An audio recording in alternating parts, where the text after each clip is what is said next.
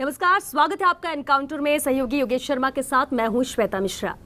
19 साल की आयु में छात्र राजनीति की शुरुआत की, आगे चलकर जोधपुर यूनिवर्सिटी के छात्र संघ अध्यक्ष बने, बाड़मेर से सांसद बने और आज गहलोत सरकार में राजस्व मंत्री के तौर पर अपनी जिम्मेदारी निभा रहे हैं। जी हाँ, हम बात कर रहे हैं मंत्री हरीश चौधरी की। बहुत स्वागत है हरीश जी आपका एनकाउंटर में। और पहला आरोप आप पर यही है, आप ही के जिले के आप ही के विधायकों ने दिल्ली पहुंचकर आला कमान से आपकी कार्यशैली की शिकायत की।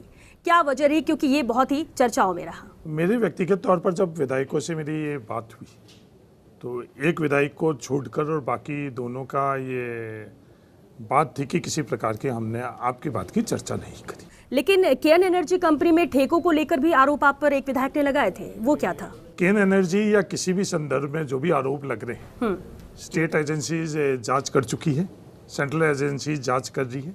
किसी को भी कोई संशय हुई तो जांच अभी भी जारी है। अपनी बात उन एजेंसी के सामने रख ले और कोई भी आरोप है तो उन जांच हो रही है। यानी आप कह रहे हैं कि पूरे आरोप जो विधायक लगा रहे वो सभी बेबुनियाद हैं? बिल्कुल बेबुनियाद। किसी को लेकर कोई सबूत इनके पास नहीं है? सबूत नहीं, ये कोई आधार भी नहीं है। इसका आधार ही सबूत तो अगले स्तर के ऊपर होता, कोई आधार भी नहीं है। वजह क्या है फिर? क्यों आप ही के विधायक आपके ही खिलाफ हैं, जबकि विधायकों को एक पार्टी के साथ होना चाहिए? नहीं, विधायक सभी नहीं है, ये मीडिया परसेप्शन है कि सभी है। एक विधायक से जरूर मेरे बारे में कुछ उनके इश्यूज है, वो इश्यूज है तो मैंने उनको पहले बार से ये कह रहा हूँ जो भी इश्यूज है बात करें। वो ये कह रहे ये वो ही विधायक हैं हरीश जी जिन्होंने कमलेश प्रजापति एनकाउंटर में भी आपके ऊपर संगीन आरोप लगाए, यहाँ तक कहा कि सीबीआई जांच की जानी चाहिए, मंत्री की जांच होनी चाहिए। देखो, जांच करवाने का अधिकार की मांग का अधिकार हर किसी को है। एक पूरा आप क्रम देखो, एक एनकाउंटर होता है, एनकाउंटर के बाद में मांग होती है, एनकाउंटर होने के तत्कालीन बाद जुडिशियल जांच शुरू हो जाती है जो एनकाउंटर के लिए कंपल्सरी वो रहता है। स्टेट एजेंसी जांच करती है, फिर कई लोगों को ये संशय रहता है कि इसको कोई प्रभावित नहीं कर सके। कईयों को स्टेट के एजेंसीज के ऊपर भरोसा नहीं, जिनको भरोसा नहीं उन्होंने ये बात करी कि जांच होनी चाहिए। मैंने स्वयं परिवार के बीच में जाकर जब मैंने उनको संवेदना प्रकट करी तो मैंने परिवार को ही ये प्रश्न पूछा कि आपकी राय क्या है, आप तसल्ली से पता कर लो और आपकी राय जो रहेगी वो मेरी राय रहेगी, जो परिवार की राय रहेगी। उन्होंने कहा नहीं, हमारे को सीबीआई की जांच चाहिए। मैंने कहा आप तसल्ली से इसके बारे में सोच लो, तो उन्होंने बोला नहीं, हम लोगों ने तसल्ली से सोच लिया। तो मेरे खुद की भी यही बात रही। हरीश जी, आरोप ये भी लगे कि आप दिल्ली गए तो वहाँ पर कुछ बीजेपी नेताओं से लॉबिंग की बातें भी सामने आई इसी एनकाउंटर को लेकर। किसी भी भारतीय जनता पार्टी के किसी नेता से मैंने बात और संपर्क नहीं तो पहले किया, एनकाउंटर के संदर्भ में नहीं, किसी और व्यक्तिगत कार्य से भी नहीं किया। और जो आरोप लगा रहे हैं वो कुछ एविडेंसेस तो दें। अगर मैं गया किसी भी भारतीय जनता पार्टी या किसी नेता के पास गया तो आप उस नेता से पूछ लो, नाम तो बताए। अगर नाम बताए तो मैं आप लोगों को कह रहा हूँ कि आप अपने सूत्रों से पता कर लो क्या एविडेंसेस। सिर्फ कीचड़ उछालने के लिए कोई कीचड़ उछाले तो ये मेरे हिसाब से विधायक मदन प्रजापति का क्या विरोध है? क्यों आपसे वो इतना खफा रहते हैं, या क्यों उनकी आपस की और आपकी नहीं, कई सैद्धांतिक तौर के ऊपर मैं जीवन में कभी भी मैंने नहीं तो कोई समझौता किया, नहीं आगे करूँगा। जो मेरे सिद्धांत है, जिस रास्ते पे मैं चल रहा हूँ, जो मेरे सिद्धांत है उसके अंदर तो मैंने समझौता नहीं किया। अगर किसी को भी मेरे किसी भी कृत्य से, मेरी सोच से असहमति है तो मेरे सामने आकर बैठे, मेरे साथ आकर बैठे, मैं उसको कन्विंस करूँगा कि मेरा ये सोच क्यों है, मेरा ये कृत्य क्यों है। असहमति तो होनी चाहिए। अगर असहमति नहीं होती इसका मतलब हम लोकतांत्रिक व्यवस्था में नहीं है। अपनी अपनी सोच होती है, अपने अपने कृत्य होते हैं, असहमति सहमति भी होती है। ये हम किसी के एक दूसरे के कोई गुलाम थोड़ी है कि हम हर जगह हर समय सहमत ही हुई। तो डिफरेंसेस तो रहेंगे, ये डिफरेंसेस के साथ हम किसी एक मकसद से आगे चलें, ये लोकतंत्र। ठीक है, और आपको लगता है कि यही वजह है कि आरोप लोग लगा देते हैं जब सहमति कई चीज़ों पे नहीं बनती है? नहीं, आरोप तो लगा रहे हैं। मेरा ये मानना है कि जांच एजेंसी जांच कर रही। क्या कारण है कि आप इतनी कम उम्र में इस ओहदे तक पहुंचे, इतनी लंबी राजनीतिक पारी खेली, तो आपके विरोधी तैयार हो गए? नहीं, विरोधी नहीं है। उन लोगों का हर समय यही चीज़ है कि कोई भी आवाज़, मैं किसान पृष्ठभूमि से हूँ, मैं एक पिछड़ा इलाके से आता हूँ, मैं एक विचारधारा के साथ मेरे जीवन के अंदर मैं कार्य कर रहा हूँ। उनसे जो सहमत हैं, दो तरह से हम सहमति कर सकते हैं, किसी तर्क के साथ कर सकते हैं, अपने ज़मीनी स्तर पर कार्य से कर सकते हैं। वो इसकी चीज़ के लिए सक्षम नहीं है, इसलिए ड्राइंग रूम में बैठकर और इस तरह के संयंत्र कर पर हर समय आखिर में सत्यमेव जयते। मेरा तो आज आप लोगों के माध्यम से ये कि सवाल ये जिंदा रहना चाहिए। जिस समय ये सीबीआई की इंक्वायरी पूरी हुई, जब नतीजे पूरे आए, तब भी ये सवाल उसके बाद ये सवाल जिंदा रहना चाहिए। ठीक है हरीश जी, ये तो हम बाड़मेर की बात कर रहे हैं, ठीक है, आरोप लगे, सवाल बहुत हुआ, नहीं, आरोप लेकिन आरोप हाँ, ऐसे नहीं ठीक है, लगना नहीं चाहिए। बिल्कुल समाज के अंदर कोई आरोप लगे ठीक तो है, उसके पीछे फैक्ट होना चाहिए, बिल्कुल तर्क रहना ठीक चाहिए। है। और इसलिए आप बार बार कह रहे हैं कि आप एविडेंस लाइए या फिर जांच हो रही है तो उस पर भरोसा रखिए, जांच के बाद नहीं, जो आएगा भरोसा उस पर नहीं रही है। है। जांच एजेंसी को आप अपनी पूरे जो भी एविडेंसीज है, जो भी आपका मानना है, कोई भी आपको मानना होगा तो एविडेंसी से मानना, आप जांच एजेंसी के सामने रखो। ठीक है, लेकिन एक और अहम सवाल है, पंजाब के फेर में आप क्यों पड़े? क्योंकि कहा जाता है कि कैप्टन अमरिंदर सिंह के खिलाफ आपने वहां के विधायकों, मंत्रियों को एकजुट कर दिल्ली का रास्ता दिखा दिया। नहीं, ये बिल्कुल एक नहीं रहा। बेहद मैं अहम- पंजाब में 7 साल तक प्रभारी रहा। यही एक वजह तो नहीं कि और आपके दखल था पंजाब में? पंजाब के हर ब्लॉक में मैं औसतन 7 से 8 बार गया हूँ। 7 साल तक लगातार जब मैं प्रभारी रहा, मेरे सबसे संपर्क है, व्यक्तिगत संपर्क है। उस दरमियान लोकसभा के भी इलेक्शन हुए, उस दरमियान विधानसभा के भी इलेक्शन हुए। हर विधानसभा के अंदर हर विधायक से मेरे तो क्या यही व्यक्तिगत वजह थी तौर आपकी पर- दखल की? नहीं, दखल नहीं की मैंने। नहीं, कुछ भी दखल नहीं नहीं, था आपका? मैंने किसी भी तो प्रकार फिर ये की बातें दखल जो आ रही हैं वो भी निराधार है नहीं, आपकी? वो भी मैं उस बात कर रहा हूँ। जब ये बात कर रहे हैं कि हम मेरी बात किसी विधायक से हुई और मैं उनको उकसा रहा हूँ, तो ये कैप्टन अमरिंदर सिंह जी तो नहीं कह रहे, कोई विधायक नहीं कह रहे, ये तीसरी शक्ति है, कौन कह रही है? अगर जो कह रही है वो एविडेंसेस तो लाई। लेकिन हरीश जी, आपकी पीएचडी है पंजाब की पॉलिटिक्स पर, और आपने जब पंजाब में आपसे किसी ने मदद मांगी होगी या तमाम ये जो घटनाक्रम रहा होगा, उसी वक्त राजस्थान में भी एक ऐसा घटनाक्रम चल रहा था। सचिन पायलट की बगावत कर चुके थे और फिर वापस एक पटरी पर गाड़ी आनी थी। तो पंजाब को, राजस्थान को किस तरह से देखते हैं? दोनों जगह पर जिस तरह की पॉलिटिक्स है। नहीं, हम लोग कहीं भी कार्य करते हैं तो सिर्फ हम लोग उस मकसद से ही नहीं, हमारे रिश्ते भी बनते हैं, संबंध भी बनते हैं। कई अच्छे लोगों से हम लोगों के, कईयों की वैचारिक तौर पर हम लोग प्रभावित होते हैं, कईयों से कृत्य से होते हैं, कईयों से पारिवारिक संबंध भी बनते हैं। तो हम लोग सिर्फ पॉलिटिकल ही हम लोगों का जीवन नहीं रहता, हमारी दिनचर्या पूर्णतया पॉलिटिकल थोड़ी रहती। तो हाँ, मेरे संपर्क है पंजाब में, हर एमएलए से हैं, काफ़ी एमएलए के पारिवारिक संपर्क है, मीडिया से है, मेरे ब्यूरोक्रेसी से, मेरे हर वर्ग से वहाँ से संपर्क है। तो संपर्क नहीं है ये बात मैं नहीं कर रहा हूँ। पंजाब बिल्कुल ही अलग चीज़ है, राजस्थान बिल्कुल ही अलग चीज़ है। लेकिन आपको क्या कहा गया था क्या पंजाब में संपर्क के लिए? नहीं, मेरे को इस किसी ने घटनाक्रम को नहीं, मेरे अधिकृत तौर के ऊपर पंजाब में मेरे को कोई भी जिम्मेवारी नहीं दी गई, और नहीं अभी तक, जब तक मैं आपसे बात कर रहा हूँ, मेरे को कोई भी- अनाधिकृत तौर पे? नहीं, अनाधिकृत तौर पर भी नहीं। लेकिन क्योंकि अभी आपने कहा ना, और आप बिल्कुल जानते भी हम कि आपने कहा 7 साल तक आप प्रभारी रहे, एक एक चीज आप वहां की समझते हैं, जानते हैं, जब क्योंकि जब प्रदेश प्रभारी होगा जिम्मेदारी भी होती है। लेकिन जब ऐसा बड़ा संकट पंजाब में आया तो हरीश चौधरी को तो याद किया गया होगा। नहीं, मेरा संवाद है, संवाद होना वो पर्सनल अलग- संवाद, वो आप बोले वहाँ पर पर्सनल हाँ, संवाद है। पर्सनल संवाद मेरे सबसे ही। संवाद होना अलग बात है और अधिकृत जिम्मेवारी या अनधिकृत तौर पर दखलंदाजी अलग है। तो मेरा संवाद है, संवाद था, संवाद है और संवाद है। अब जो हुआ वो ठीक है? वहाँ सिद्धू को पीसी चीफ बना दिया, नहीं, सिद्धू को पीसीसी चीफ बनाना सबसे अच्छा फैसला है, मेरा व्यक्तिगत राय है। हेमाराम चौधरी से अदावत का क्या? क्योंकि आप मंत्री बने, हेमाराम चौधरी को मंत्री नहीं बनाया गया और तभी से वो बहुत ज्यादा खफा है, नाराजगी उनकी व्यक्त की, उन्होंने कई बार इस्तीफा तक दे दिया। क्या वजह, क्यों वो आपकी कुर्सी के पीछे पड़े हुए? या फिर अगर बाड़मेर से उनको मंत्री पद में रखा जाता है तो क्या आपके मंत्री पद में रहने को लेकर संशय है? हेमाराम जी चौधरी व्यक्तिगत तौर पर मेरे से खफा नहीं है, कहीं भी ऐसा कभी उन्होंने कहा है तो मुझे बताओ।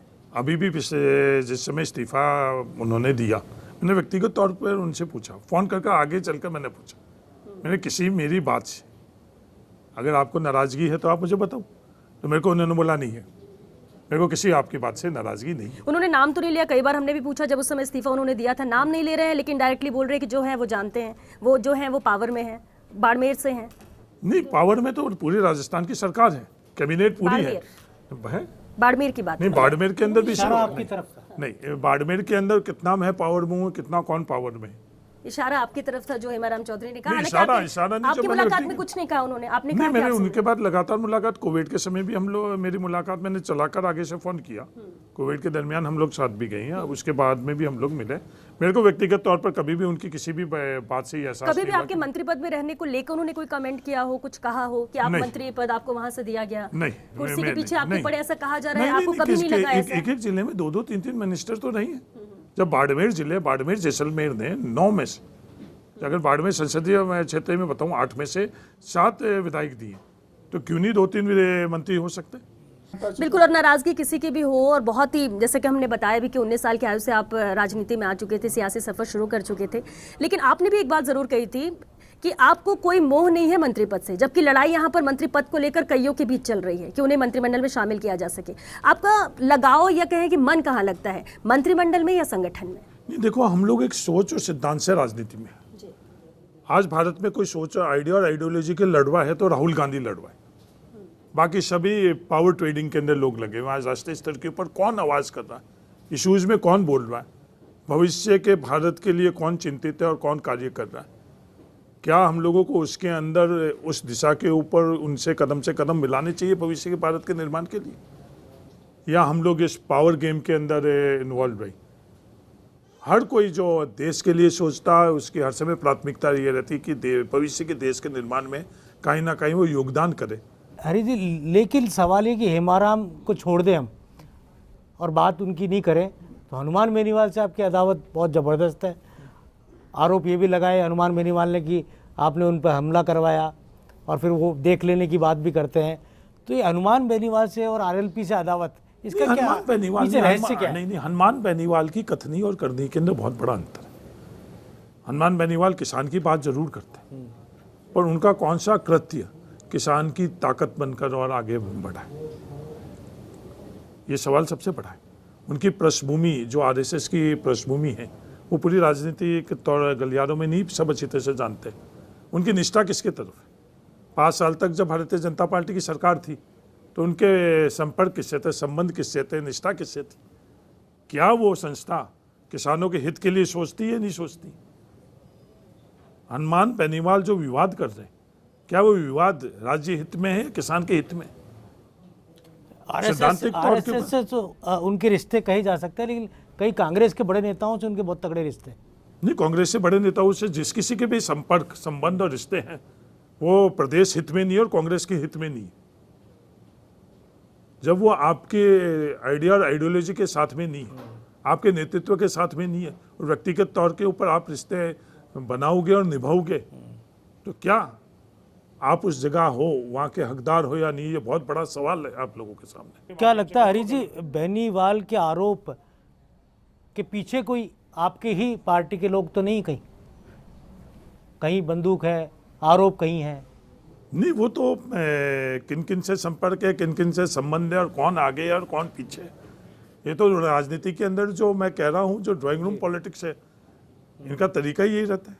क्या आप मारवाड़ के थे इसलिए पीसीसी चीफ के तौर पर आपको नहीं रखा गया, या फिर कोई और वजह है? क्योंकि देखिए, जाट नेता के तौर पर सबसे बड़ा नाम आपका था, रेस में आप सबसे आगे थे, लेकिन क्या वजह थी कि गोविंद सिंह डोटासरा को इस पद के लिए चुना गया? विश्वसनीयता का तो सवाल नहीं था कहीं? ये जाटों के साथ कब तक अन्याय करते रहोगे? जाट नेता आज आज वसुंधरा राजे सिंधिया जी के बारे में तो कभी भी ये शब्द नहीं मैंने सुना। गजेंद्र सिंह शेखावत के संदर्भ में मैंने नहीं सुना। इस चीज को माना जाता अशोक है। गहलोत जी के संदर्भ में मैंने नहीं सुना। सिर्फ जब भी किसी के जाट ही आता, कोई किसान आता, जब ये जाति क्यों? ये एक सोच है। आज मैं जाट जाति से हूँ, मेरे को गर्व है, पर हम लोगों की जाति का डीएनए क्या है? सही और गलत में सही के तरफ सबके साथ रहकर हम लोग आगे बढ़े, और हम लोगों को, किसान को, राजस्थान के लोगों को जातियों में बांटकर किसका हित होगा? कौन बांटता है फिर सर? जो कोई भी बांटना है। क्योंकि जाति के आधार पर आप वोट लेने जाओगे, आप टिकट नहीं। देते हो, आप कैंडिडेट चुनते हो, आपको पद में भी रखना होता है, तो भी आप जाति नहीं, देखते हो। मैंने सर, वो- अगर आप नहीं कहेंगे लेकिन दूसरे नेता नहीं, क्यों नहीं, ये इतना हाईलाइट हो रहा है? मैं सवाल ये भी है। विधानसभा चुनाव के अंदर मेरा कोई भी कैंपेन देख ले। आप बाड़मेर का चाहे रिजॉर्ट हो, चाहे जयपुर का रिजॉर्ट हो, आप अशोक गहलोत के साथ खड़े रहे, सरकार बचाने में अग्रणी भूमिका आपने निभाई। आप खुद कांग्रेस के राष्ट्रीय सचिव रहे, राहुल गांधी के करीबी नेताओं में रहे, आपने विवाद निपटाने में क्यों भूमिका नहीं निभाई? नहीं, कौन सा विवाद है? जितना बड़ा विवाद हुआ सचिन पायलट ने बगावत की। जो मेरे से बन पाया मैंने जरूर किया। ये पूरा का पूरा प्रकरण जहाँ शुरू हुआ उससे पहले भी मैं कई दफ़े जी मैं दोनों तरफ मेरी बात, जो मेरी खुद का सोच थी, मेरी बात थी, मैं रखता था। और मेरा मानना है कि सचिन पायलट जी ने जो भी ये चीज़ किया वो गलत किया। तो उनको बिल्कुल उनका अधिकार है, पर वो अधिकार परिवार के अंदर था। परिवार के बाहर जाकर और हक अधिकार मानना, सही और गलत का फैसला करवाना उस परिवार के हित में नहीं है। नहीं तो प्रदेश के हित में है, नहीं परिवार, कांग्रेस परिवार के हित में। नहीं, जैसा पंजाब में आपने अपने राय दी होगी, यहाँ उस राय को क्या माना नहीं कि आपने दी होगी आपने, क्योंकि सचिन पायलट से भी आपकी कटुता नहीं, आपकी बातचीत होती है, तो क्या समझाया नहीं था कि आपने कि आपको ऐसा नहीं करना चाहिए, कि आपकी बात ही नहीं हुई उनसे? नहीं, अगर ये हम लोगों को पहले पता ही नहीं था कि ये स्थिति आ जाएगी। मैं अगर ईमानदारी से बात करूं, मेरा ये आकलन बिल्कुल भी नहीं था कि वो ये स्थितियां यहाँ तक पहुँच जाएगी। तो फिर जब पायलट, आप मानते हैं सचिन पायलट से गलती हुई है, उन्होंने गलती की है, तो फिर अब क्यों उनकी डिमांड मानी जानी चाहिए? ये बड़ा सवाल, यक्ष प्रश्न है। नहीं, कोई भी व्यक्ति सही और गलत के अंदर अगर आप आकलन करोगे जी कोई भी व्यक्ति ब्लैक एंड व्हाइट नहीं होता है। ये जो व्यक्तित्व है वो ग्रेइश है, कुछ कमियां भी है, कुछ अच्छाइयाँ है। अगर समाज के अंदर आप ब्लैक एंड व्हाइट से किसी व्यक्ति को ढूंढने जाओगे तो ये आपका ये बहुत बड़ी गलती है। हरीश जी बिल्कुल, क्योंकि बेहद अहम सवाल भी है और बेबाकी से राजस्व मंत्री हरीश चौधरी जी इसका जवाब भी दे रहे हैं। लेकिन एक छोटे से ब्रेक के लिए हम एनकाउंटर में रुकेंगे। ब्रेक के बाद जल्द हाजिर होते हैं, आप बने रहिए हमारे साथ।